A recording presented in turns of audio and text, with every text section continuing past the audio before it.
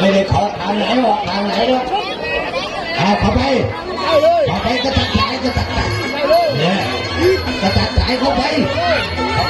ก็ตาเอาขวา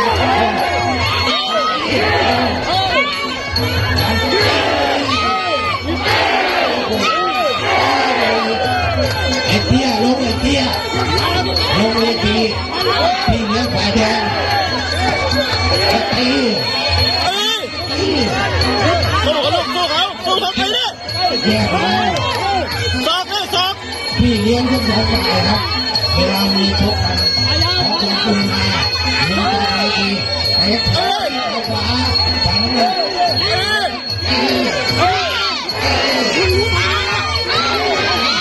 งมันต้องเล่นสอก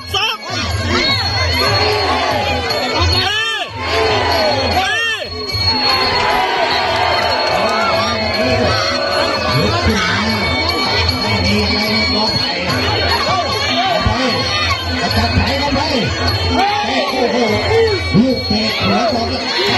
แต่ว่าลูก